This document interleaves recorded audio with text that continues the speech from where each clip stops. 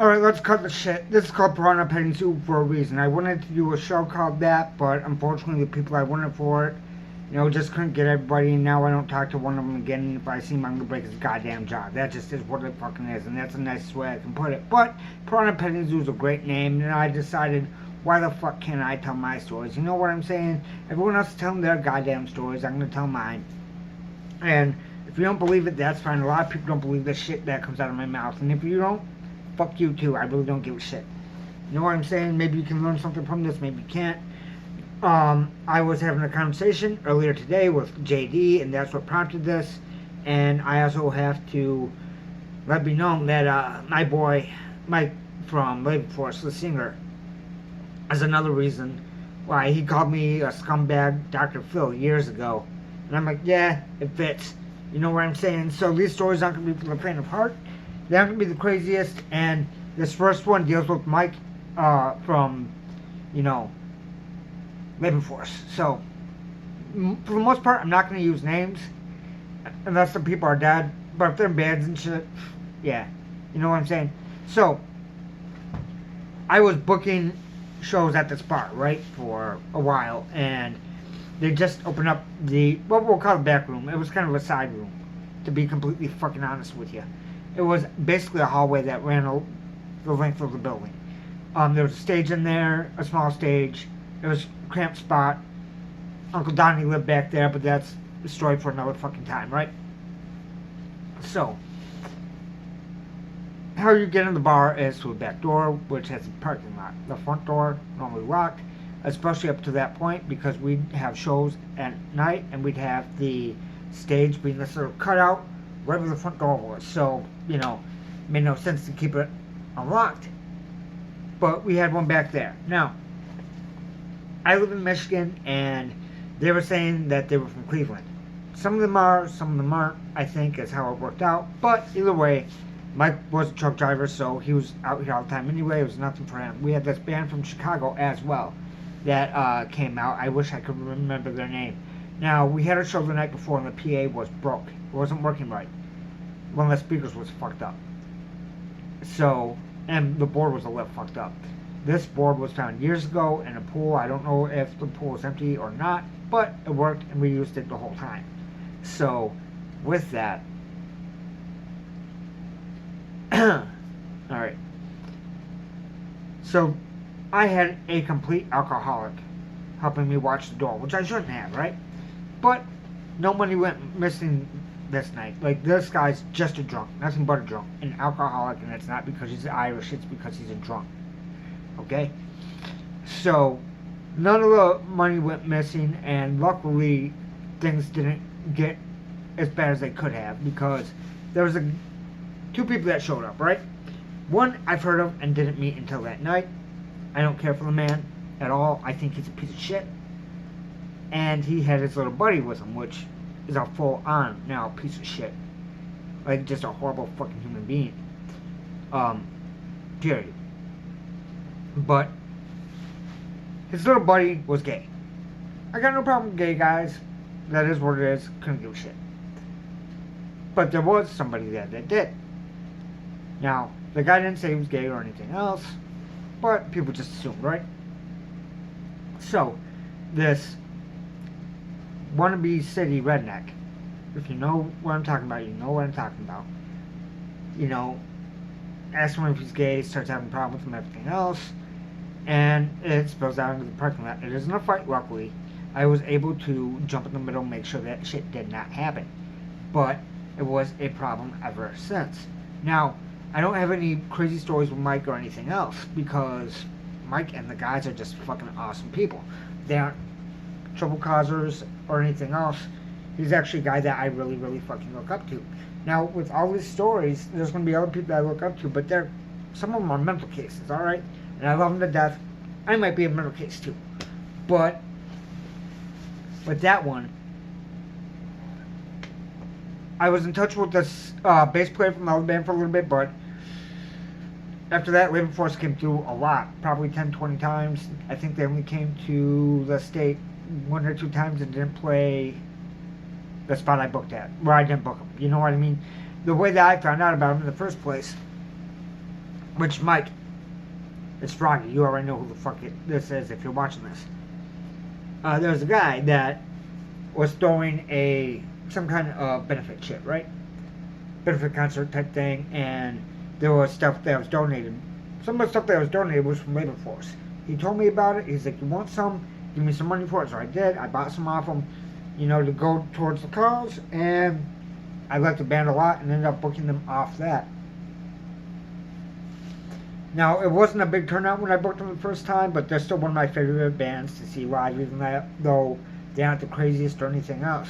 It's just a good time with good people, and sometimes that's all the fuck you're looking for.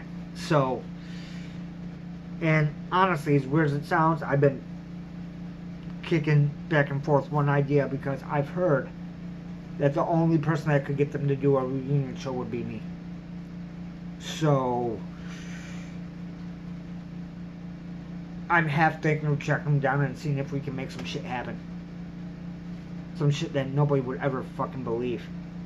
A night that, yeah, they might not be crazy, but that would be a night that those fuckers would not forget. So the reason I told you that is because he's part of the reason that I'm doing this. You know what I mean? Like, the stories and shit. Like I said, the stories with him are never going to be the craziest. But some stories aren't with solid people. You know what I mean? Usually.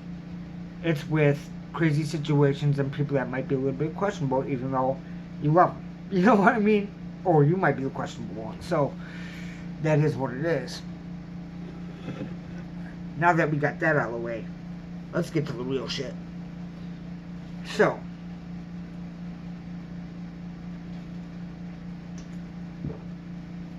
I'm at the bar. I didn't book this show. I don't know who the fuck did. I'm thinking it was the owner of the place, right? I think she did. It was her or somebody else. There's this band that came through named Shat, okay? And you'll see why I'm not telling you a lot more about them yet in a second. So, for those there know nothing about them. Zero. Okay? So, I'm at the bar. Let me explain how the layout kind of is, right? I'm coming through the back door. There's a little hallway, not long. Little, basically stopped area, then another door. You come through both sides. There's the men's bathroom on your right. There's 2 pool tables to your left. There are bathrooms to your left, 2 pool tables to your right, going this way, not that way. So, they're going that way. Other side of those pool tables is a wall. There's a big, double door going to the side room. Right? But if you take a right when you come in, there, along that wall, there's the women's bathroom. Okay? So, there's a little, square area, kind of. The bar right there. Entranceway. Coming there, straight to the bar. And then kind of an open area over here, right? So, the bar's here. Open area's back here. Tables, all that shit. Handful of them, some booths, all that. Right? That is the layout of the place. Now, the back room is where Uncle Donnie lived. May he rest in peace. And, man that I still miss to this day. Great dude, in my opinion, always great to me. But he was living in the back room at that time, and we were out at the bar, talking, just bullshitting. I forget who the fuck else played that night because it doesn't matter, and you'll see why it doesn't matter here in a second. Because you aren't gonna forget this shit either. You might even look it up. I wouldn't say do it at work, alright? To make sure I'm not fucking lying to you.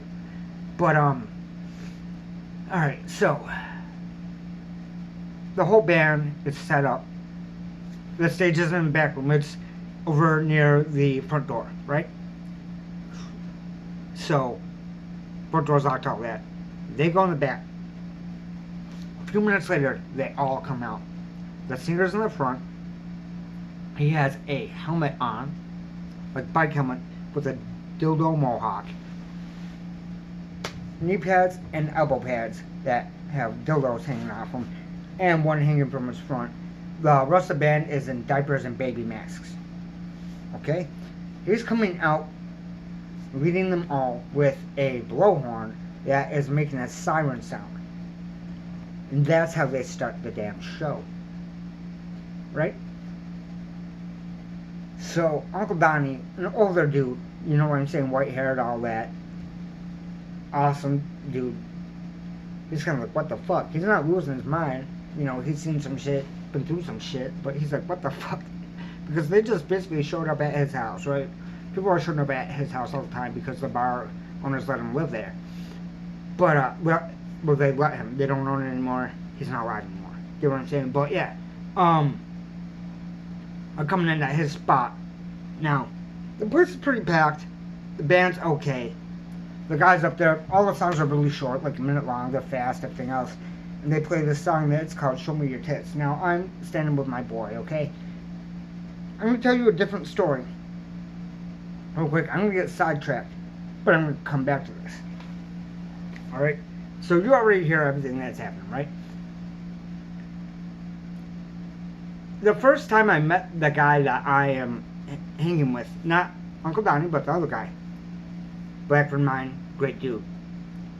I'm really, really proud of him and what he's doing and what he's becoming, to say the least. But, alright, so, me and this girl were trying to start dating and all that. We're at the bar, and my boy, well, wasn't my boy at the time, was there. I used to be a bit of a whore.